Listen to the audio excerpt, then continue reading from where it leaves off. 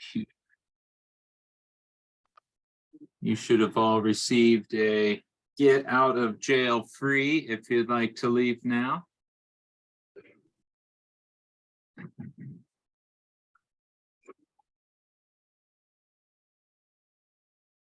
All right, Yenny, if you think we should wait another minute or I get think rocking? let's get started. Want to be respectful of your time. So yeah, let's. Absolutely. Well, let's begin before I kind of share and get off and running. Has anybody or is anybody comfortable sharing if they've been a victim of a cyber attack or have had a family, friend, anybody have a personal touch into this world we're about to address today? No, well, that's very fortunate. You'll see some statistics coming up here shortly. But as you can imagine, right now, money is becoming more and more virtual each and every day. And this is a topic that we are going to address, not just on how to share my screen, how to prepare for it, but also how to protect yourself. Just get a thumbs up that we're good to go there on the screen. Good deal. All right. So if you'd like to unmute yourself, jump in, ask a question, show me your smiling face on this sunny afternoon.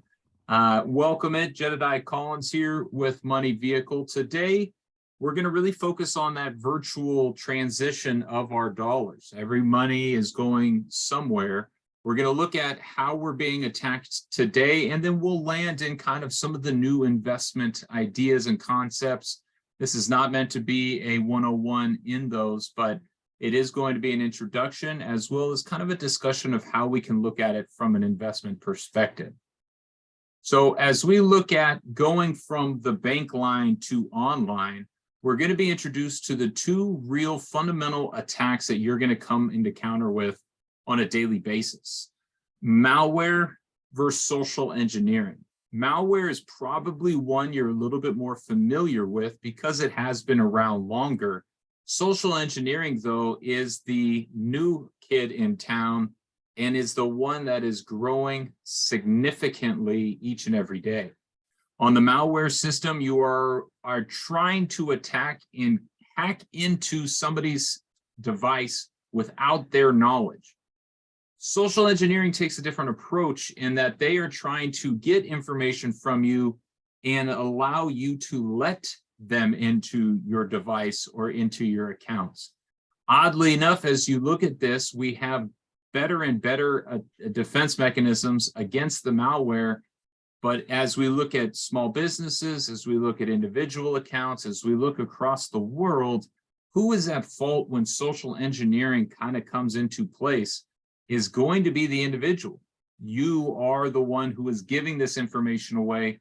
And that is going to be one of our main talking points and focuses today is how do we prevent those items from getting out? Two questions before we kind of jump into this. Why would you consider cybersecurity a problem with no solution? Anybody want to give us a guess or their opinion on that one? Problem with no solution. I like it. Jumping in the chats. I would say, I'm sorry, Mike. No, go ahead. Okay, I would say the first step to have a solution for a problem is to recognize that you have a problem. I like it. So this is a problem because not everybody even knows that they're being under attack. Thank you, Juan. Anyone else? I see Ruby put in the chat, and feel free to fill up the chat. Those are always great features. Always evolving. Why is this a problem with no solution? Is because each and every day, the attack is going to change. Some further evidence and proof of that is that every day, there are about 300,000 new pieces of malware created. That's an amazing fact. If you want to go even deeper into where we're headed, there's about 3 million records being stolen each and every day. And about every 30 to 40 seconds, somebody is under a cybersecurity attack. So why is this a problem with no solution? Our opinion or response to that is because nobody is willing to go off the grid.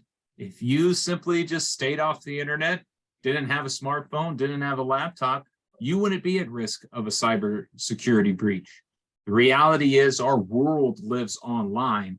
And so there is no solution, because as long as you are plugged in and online, you have that risk of being attacked. How often are attacks occurring? As you just heard me mention, every 30 seconds. By the time I said it the last time to the time I said it this time, somebody was just a victim of a cybersecurity attack.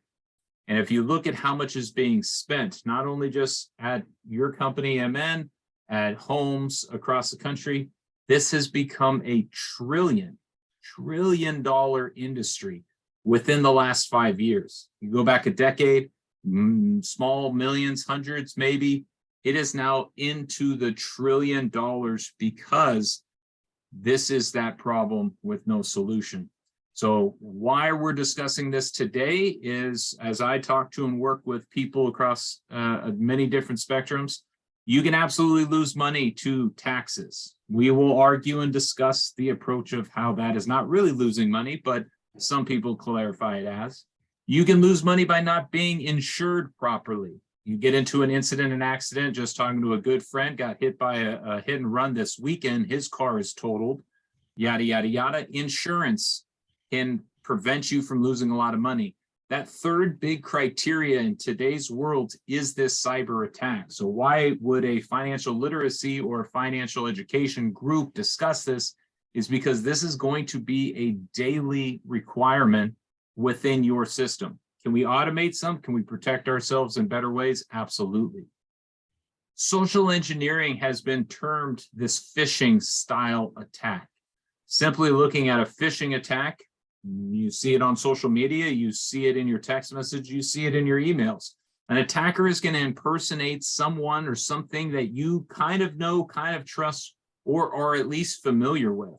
They're going to hook you with some information. Some of it has already been gathered, and they're going to use that against you to create that familiarity. Some of it is just generalized information, or some of it is going to be pressing information that puts you in an intense or uncomfortable situation to force action. And last but not least, they're going to ask you for something. They're going to ask you to log in, ask you for a password, ask you for a name, ask you for information about a lot of different things, because what they have realized in social engineering is if I can gain and more information, I can typically break into and attack somebody's personalized system. Types of phishing attacks. We're going to go through a couple examples of these just so you can get familiar with them. But suspicious activity, a group that you belong to says, hey, was that you? Membership update. Hey, our system is changing. You need to log back in. Credential requests. Your password no longer works. Jump on in. Package was missed. The number one, especially coming up near the holidays, the number one cybersecurity success scam is, hey, Yenny, you missed a package. Go ahead and click on this link to go find where it is. And as we get things delivered each and every day, it's not very far from the truth. You probably did miss a package, but you have to be able to prepare not to click on those. You think before you click. The last, sadly, my favorite, but also the worst, is that unexpected money, playing into this idea that somehow, some way, you stumbled into a set dollar amount that you didn't claim and you really should have, because you looked at it and just missed. So as we look at these, we're going to quickly go through in some of the examples. We, the IRS, are excited to tell you about an error. IRS is not going to reach out to you and confirm that they owe you a refund of $237. They don't believe they make errors. And if they do, you are going to have to convince them accordingly. But around tax time, you're going to see hundreds, thousands of these, especially targeted towards. And if you want to use this time to say, what about Nana? What about Papa? Grandparents are the biggest victims at this moment of items, especially when you start to look at addresses from the IRS.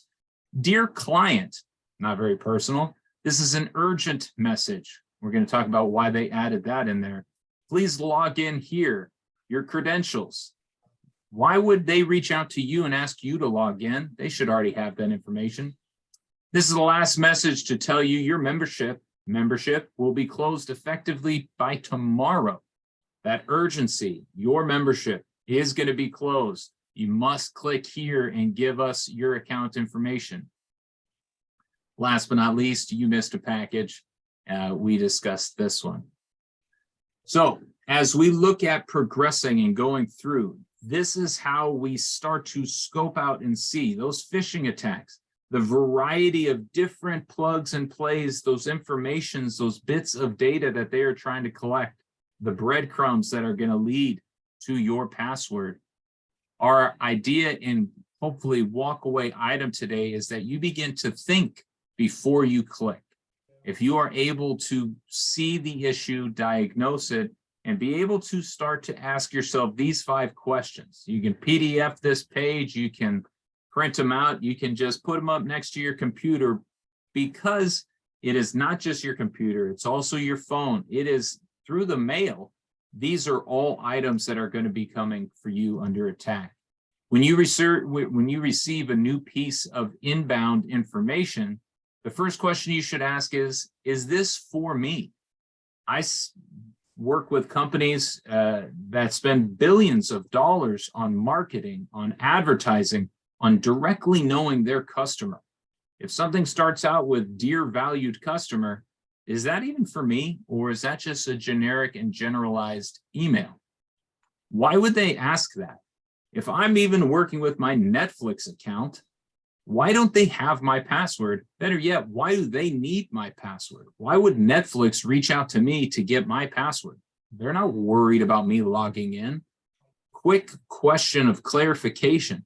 Why is this company in need of what they are asking for? Am I that lucky? That's going to be the one that allows you to kind of push away and push out the unexpected money. You don't have a famous dead rich uncle in another country. There's not a prince that is going to send you something. The IRS, the list goes on and on. Am I that lucky? Why so sloppy? I mentioned earlier, why would they ask for that? Those marketing dollars. No company, MN Custom, Amazon, doesn't matter, is going to send out documents or information with improper grammar, with smudges, misspelled words, items that don't meet their core branding guidelines to you as a customer or to you as a potential customer. So if it is sloppy, ask yourself, where and why is this coming from? Last but not least, one thing that will be attached to absolutely every phishing attack, social engineering attack, is a sense of urgency. They believe if they can push you and pressure you into being on your guard, you're more willing to offer. They give you a timetable, 10 hours, 24 hours, 2 weeks. By the end of Thursday, workday, something is going to happen. Something is going to be closed.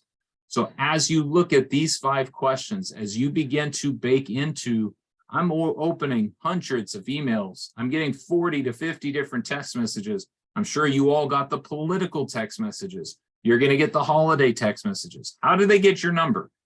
These are all parts of the attack. So looking at it, is this for me? Why would they ask for that? Am I that lucky? Why so sloppy, and where is the fire? As you begin to identify and truly look at those messages, the ones from your colleague or your mom, you know exactly who they're coming from. It's the unknown senders that we need to be more conscious of and really begin to question these 5 tools and elements of your practice. As you look at it, Bank of America, maybe you do not have an account at Bank of America. But as you see this, I'm familiar with that logo. I know what they do. I know who they are. I actually do, with the group that I work with, we have a Bank of America account. Are they reaching out because of that? But when you start to look at it, is this for me? Well, it's from a group that has a very strange return email to undisclosed recipient. That's not Jedediah Collins. When I start to look at the general introduction, dear member, again, not me, please sign into your account. I can just go to your website to sign in. I don't know why you need to give me a link. Why would you ask me for that? And you start to walk through these different pieces of information from those 5 questions. Hovering over where this link is going to go to is a great practice. We'll talk about here more in a moment, but it will always guide you to something other than what is actually being a destination. So as you look at this, anybody can unmute real quick. Give me one thing that they maybe will be able to see or read. Drop it in the chat. Based on those 5 questions, just based on a generalization, what jumps out to you real quickly about this? And this is actually an email I've gotten before.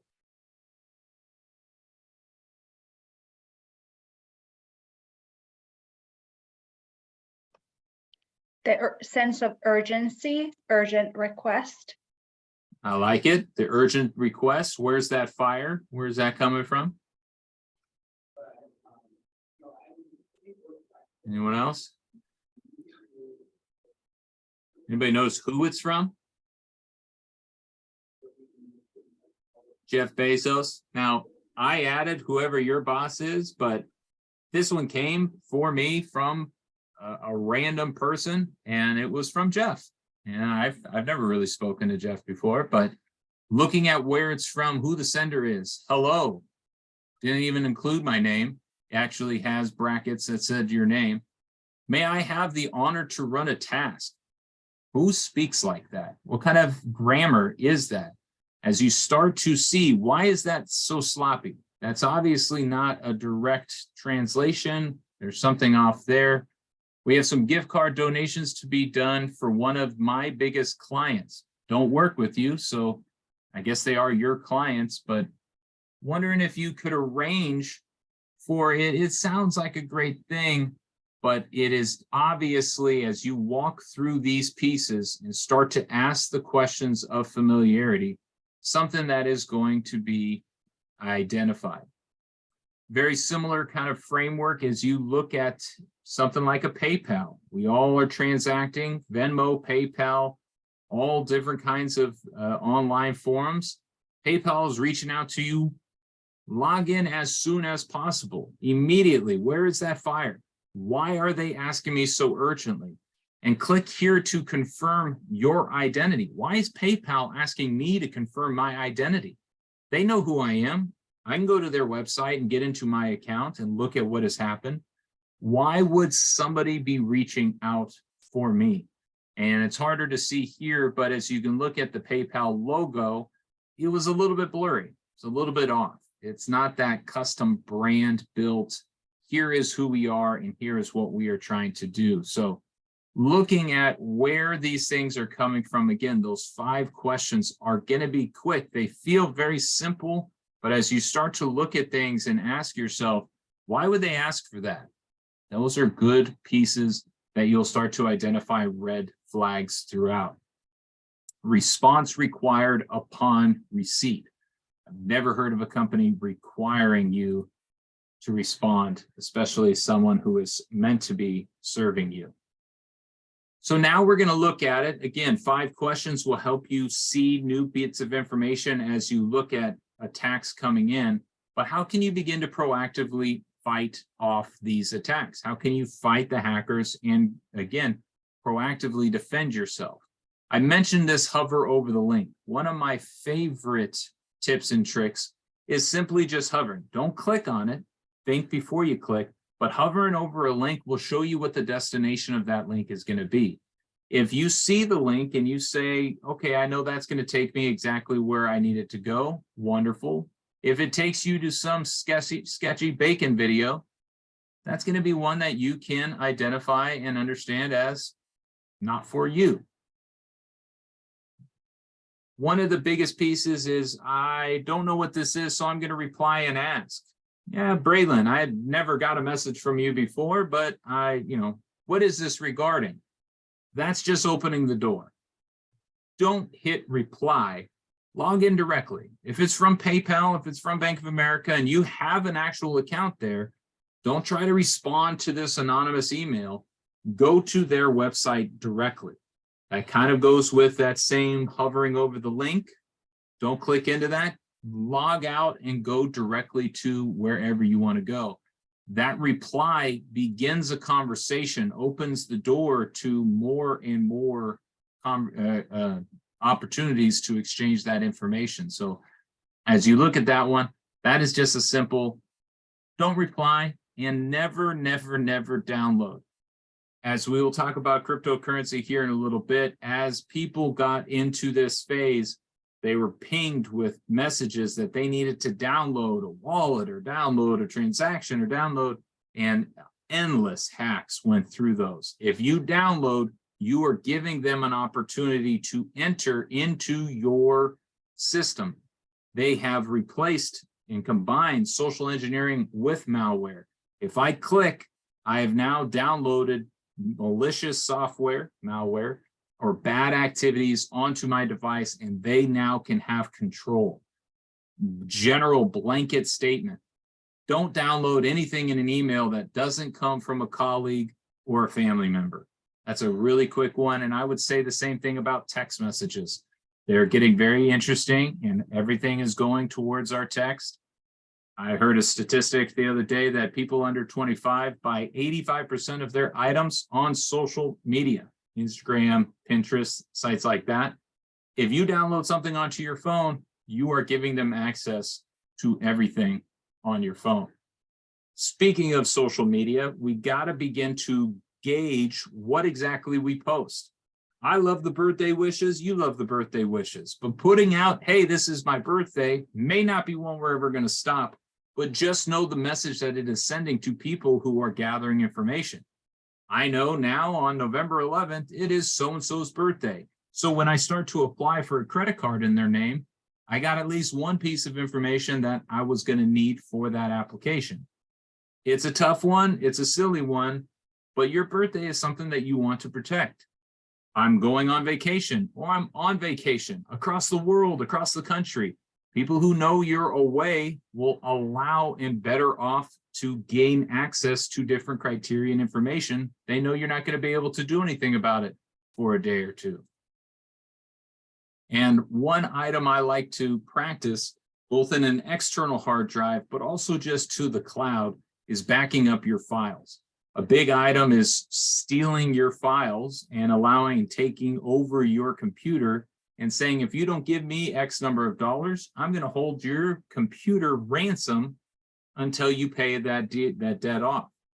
If I have a backed up system where I can just plug it in and play into a whole new device, that no longer has power over me. Still not a good, still need to deal with the situation, but you won't be handcuffed in progressing forward.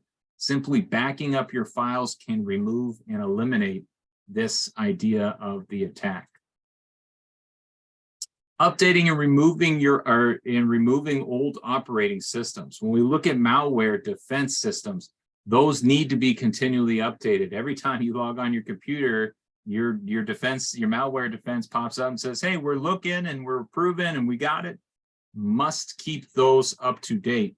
And then as you look at old systems, old software, old things on your computer, those are always ones that you want to remove, because the more inroads you have into your system, the worse it can possibly be.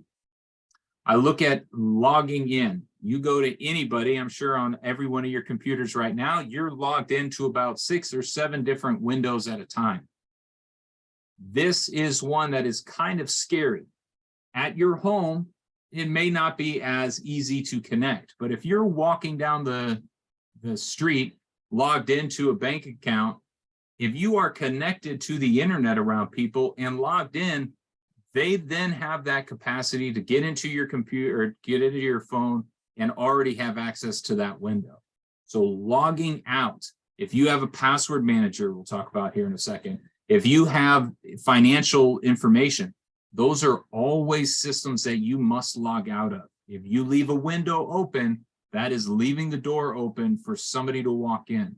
It feels silly, but as long as that window is open, the company has a lot less protection and defense as the door is open. It's kind of one of those things. Well, hey, somebody broke into my house. Well, did you lock the door? No. That's a good start. Though I do always have that conversation with my wife. Like, is the door being locked really going to persuade? I don't know. But logging out of your windows and your financial information is going to be a massive one. It's a simple click of a button. And it's one as at the end of the day, click, click, click, log out, log out, log out. This is a big one. It is hard for any of you who do travel a lot for business. Avoiding public access. One of the biggest cyber attacks is people sitting in airports. We're all joining the SeaTac airport Wi-Fi. Great, we're all able to log in and start to work. But if we're all logging into the same internet, what does that mean for me from a defense mechanism? It means one of the barriers of where our access points are located has been shown to anybody who wants to locate me. If we are all plugged into the same Wi-Fi, we are all having the same network system connections and issues. I would warn and guard you to say, just simply don't log into public access, especially the free ones. Myself, I was on a bus in Seattle a few years ago, logged into public Wi-Fi. All my iTunes songs, by the time I got off that bus, were gone. I don't even know how it happened, but you just walk home, look at your phone, call up iTunes. They restored it, which was really cool. But at the same time, just simply sitting next to somebody on the bus, they swapped out 1,000 songs that I garnered over my entire life.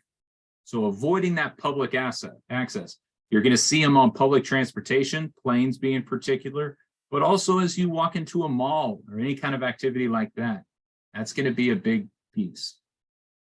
We went over this in those 5 questions, the sloppiness, the misspellings, and that poor grammar.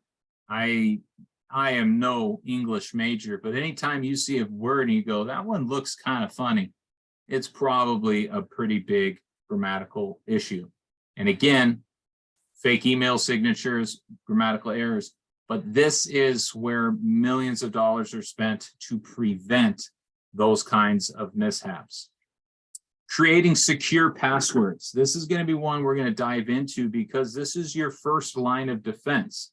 I believe in two-factor authentication, but as we look at your password specifically, you got to begin to ask yourself, we all grew up with those passwords that if you tried to predict and guess, and if we were all standing in a room, I could show you a quick magic trick of how I can predict most people's passwords. But writing down these passwords, writing down the answers to these questions, if they have any relation to your passwords, these are not hard to find. What's your favorite sports team? Go on Facebook. I can pretty much guess what your favorite sports team is going to be. What's your favorite musician? Same. Pop it on Instagram. Favorite pet? If you have a pet, I can find a picture of it. Like, let's just be honest there. Your favorite number? All of these things are easy connections to how we formulate our passwords. Jed, Big Dumb Jock, was a football player and loves the Seahawks, and his favorite number was, 44. Go Hawks 44 has been a password that you can put it into those systems, and they have these algorithms that you just type in 4 or 5 bits of information. It will spit out 1,000 different kinds of passwords, and they can plug them into your system, your login in a matter of moments. So as you look at this, what street you grew up on was another big one that people use. Must start to pull away from the commonalities. Any information that is already blanketed and out there. I know one we all used to use was mother's maiden name. That information is out. I actually signed up for Clear at TSA PreCheck, that Clear one. I put my finger on the thing. The first question it asked me was where my father went to college. They know everything. It was quite amazing. Within 1 second, it was asking not just where I went to college, but where my dad went to college 40, 50 years ago. but what street you grew up on is common knowledge, common information.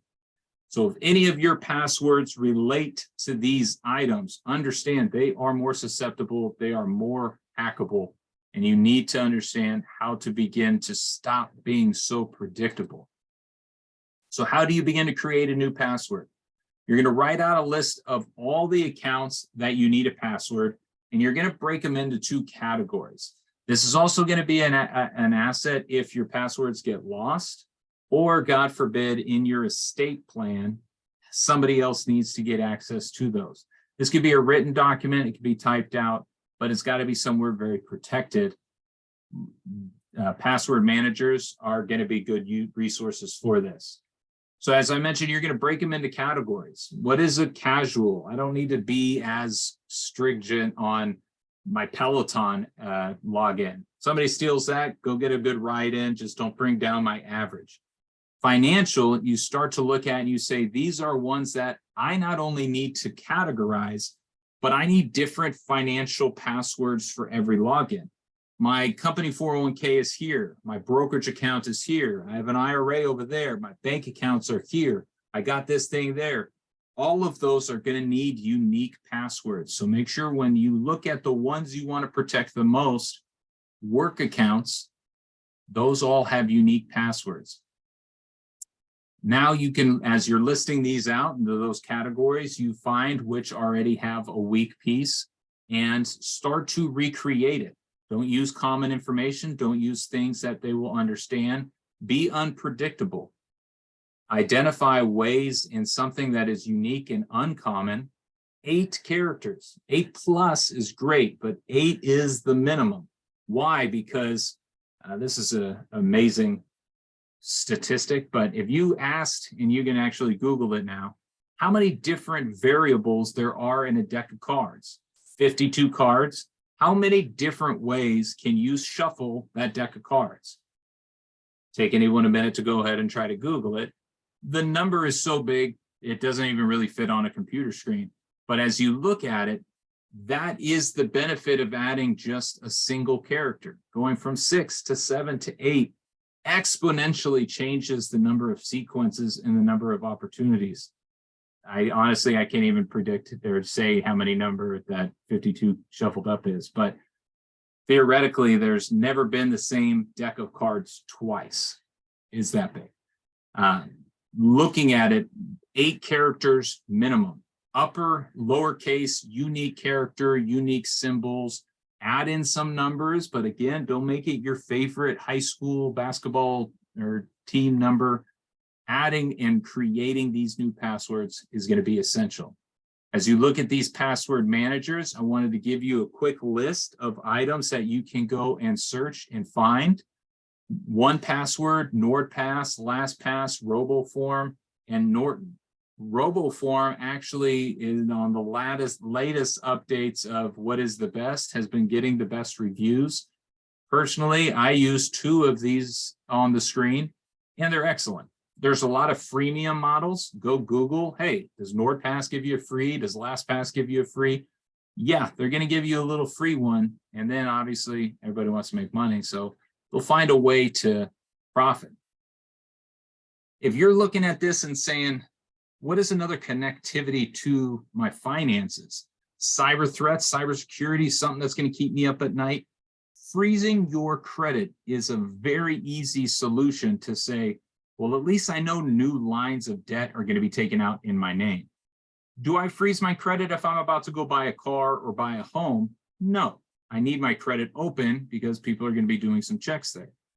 But if I'm comfortable in my house, I got a car, not looking to switch jobs, I don't feel like there's going to be a credit inquiry anytime soon, freezing your credit is now free and easy. You will have to connect at least the 3 major bureaus, Equifax, Experian, and TransUnion. Innovis is a smaller, but can also be included in this category. If you're saying, hey, I just want to get it done and be done with it, those main 3 are going to be ones you start with. Being secure and safe, you can get to all 4. But all it says is, right now, if anybody reaches out and wants to open a line of credit or debt, not me, don't do it. It's going to be a cybersecurity and its attack. So Very simple strategy to defend yourself. Go get a password manager, freeze your credit if you're not going to use it, and you will be reducing the potential for a criminal to come. As I mentioned, if you want to take out new credit, want to get a new credit card, you're going to have to unfreeze. The government saw how powerful and useful this was, so they have removed the fees to unfreeze and freeze. So don't worry about it from a financial perspective, but you will need to make that happen. If you do become a victim, I was very impressed. Nobody has yet. Again, how many 30 seconds has gone by? There are victims each and every day. You're going to first, if you do become a victim of a cyber attack, reach out to your investment custodians. Where is your nest egg? Let's protect that first. Contact the fraud department for credit bureaus. We talked about those 4 on the last slide. Close the accounts that are compromised. That's why you're reaching out. You close those. You're going to go ahead and any of the list now of those financials or those important ones that you think could, change it. Change your password, update, and then you're going to file a police report for your creditors when they come and asking, and file this is more of a helpful one, but with the Federal Trade Commission, as they want to garner more information and learn more and more.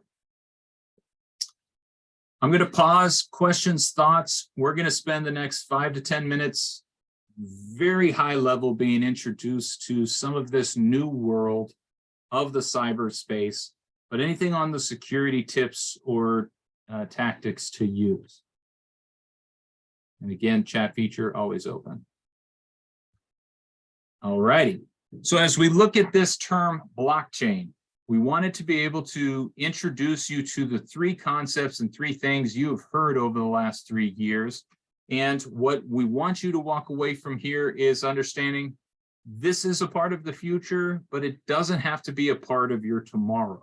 It can be entering into your space, but you're not missing anything as of yet. So just be comfortable learning, kind of feeling where can this or will this enter into my spectrum, but it is on the horizon. It is a conversation we're all going to have.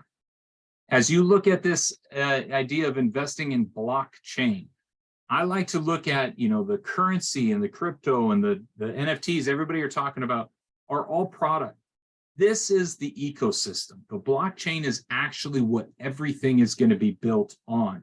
You go downtown Bellevue, it is the buildings, not what people are doing in the buildings, but the physical structure that everything is going to be built on. What it is built off is this idea that it has encrypted information. A block is simply information that is coded and disguised. It's decentralized. As you can see in this picture, there's no one mega computer or 1 mega database. This is sent out to hundreds, thousands of different nodes or computers. So that decentralization is a key feature, but is also a pro and a con as you look at the decentralization. But that is one of the pillars that they are built on. It is peer-to-peer, meaning there is no governing body, there is no overlord, there is no agency that you can go and complain or bring your issues to. This is somebody could be in the building next to you, could be all the way across the world. Because it's peer-to-peer and it is decentralized, this is a completely transparent operation. That is part of the beauty of the blockchain, is this little block gets sent out to all these computers and everybody knows that block of information, what is in it and where it is going. Now, if we look at one block of information being sent out, verified, coming back, that is when we start to identify the chain. So block creates a chain in an ongoing sequence. The idea behind this is that chain never changes. You are able to maintain those pieces of information and you're able to see into the past. That is another cool piece. And so as people start to use blockchains, the big one everybody points to is cryptocurrencies. Smart contracts is actually a more useful resource at the moment because they are so efficient and they have that A/B compatibility. And then record keeping, as I mentioned, history does not change. You have your history within those pieces of information. As we look at one of the main forms around digital currencies, the kind of concepts I wanted to be able to address is the idea that cryptocurrency is cryptography, which just means coding. So any transaction is just taking your physical dollar bill, meshing it into a code, and exchanging that resource. The value of it is decided by that peer-to-peer organization. That peer-to-peer group says this is valuable or this is not valuable. And as you look at the ability to be more global with these dollars, it is garnering interest beyond the investment. And that's something I'll talk about here in a moment. Words you're going to hear as you look at this code exchange is mining. One of the most misunderstood pieces. People think this is somebody going in and finding. No, no, no.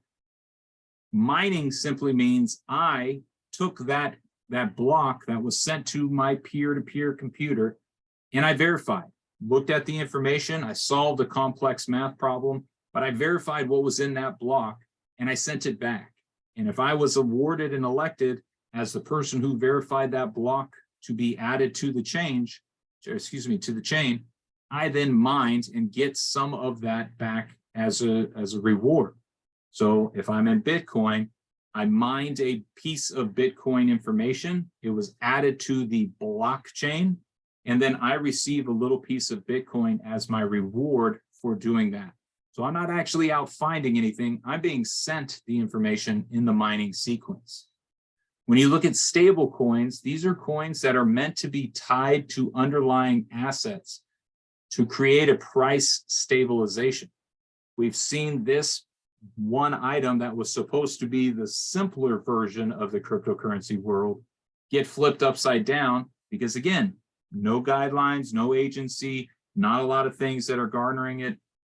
And so a lot of these, not a lot, some of these stable coins have been hacked, have lost the asset, have been displaced. So when we look at it as an investment, cryptocurrency is still a very volatile space in the world. That can be very good because more risk means more possibility of return. But at the same time, when we look at a stable coin trying to suppress some of that risk, currently we're not seeing a lot of that stability be seen in the market. And the last thing around staking, because this was another entry point for a lot of people to get in, is if you can imagine a bond. We've talked about stocks and bonds before. I let somebody borrow my money, they pay me interest, and then I get my money back. That's exactly what staking is. Because they need information, they need these blocks to be approved, I am going to lend somebody my crypto and allow them to use it to stake and make sure all the information is valid on the rest of the chain. I then get paid, kind of like a miner in the mining, I get paid little pieces as a reward. Three topics that a lot of people get confused, their entrances to this crypto world. Again, we're not diving into the specifics. I am not a crypto expert, to say the least. Any of you who are and are listening to me are probably like, oh, this guy doesn't know what he's talking about. I approach it as the average person would look at this as, do I need to be invested? Should I be invested? How can I be invested? The second part of this equation is, now that I'm interested in the world, how do I actually go about doing it? And I wanted to address a real quick idea around the wallets. So you hear two terms, hot wallet, cold wallet. The biggest definition difference is, are they connected to the internet or not connected to the internet? Tying back in with the problem with no solution, if I'm a cold wallet and I am pulled off of the internet, I have more protection. I'm not connected and I cannot have a cyber attack because I am a separate external device. This is more for a little bit more advanced person who's going to understand, but having that hot connection is going to be accessible to more cyber attacks. So easier to access while online, but also easier to access for the bad guys. The custodial versus non-custodial has been a big question as we look at who the custodial account is with. Again, are these groups being hacked? Are they playing by good rules? Who's governing them?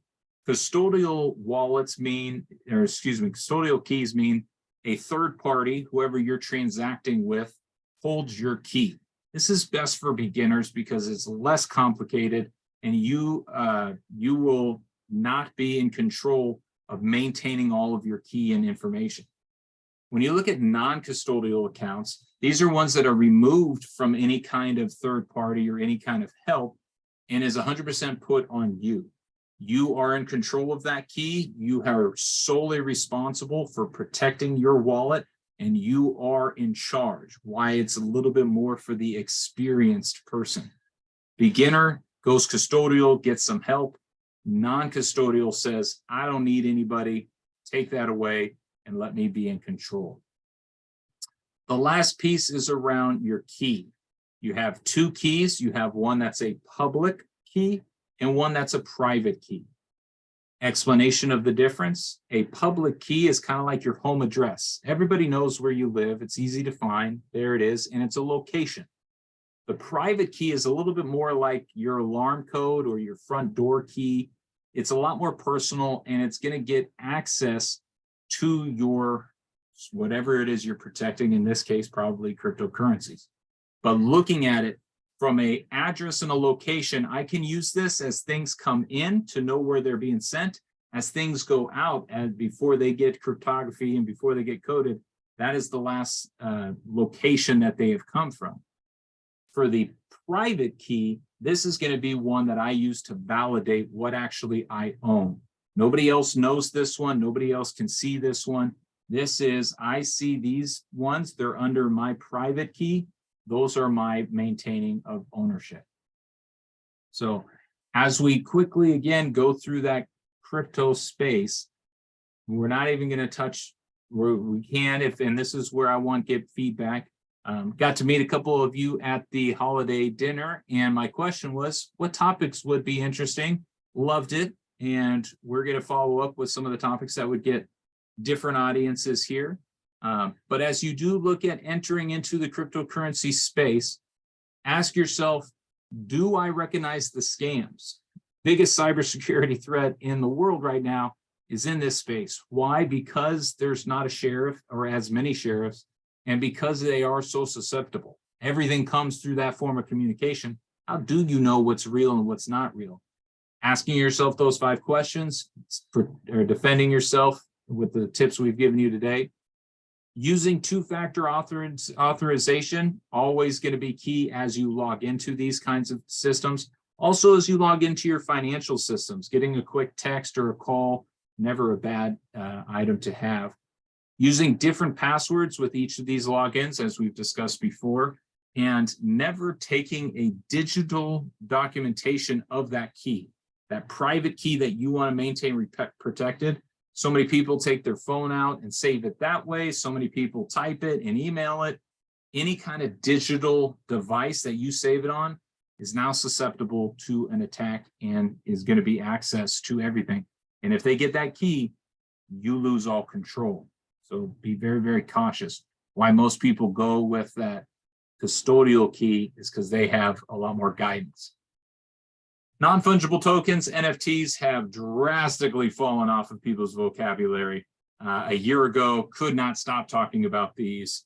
Today, nobody even wonders. So we're not even going to dive into this. It was beginning in the art world, both digital and video games.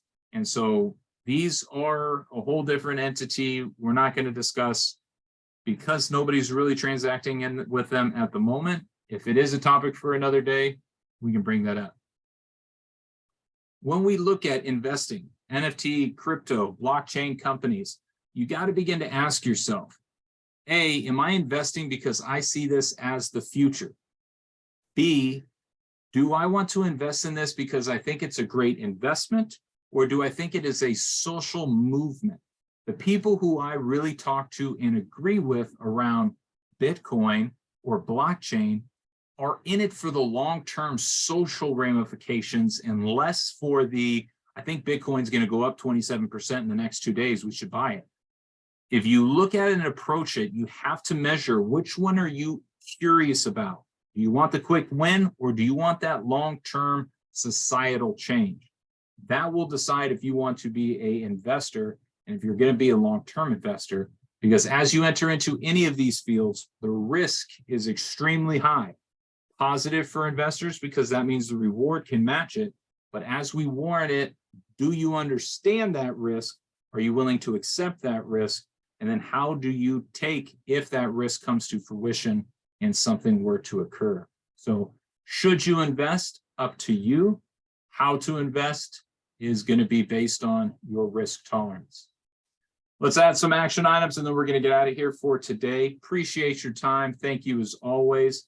Create new passwords. I hope you found at least one account in your systems that you're saying, yeah, I don't think, Sparkles 72 should be my password anymore.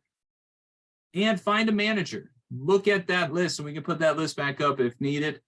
One of the biggest ones, never download. Never download on inbound emails or inbound messages. Look into freezing your credit if you're feeling comfortable for now, and then learn about the future. What is being marketed to you? What is being utilized?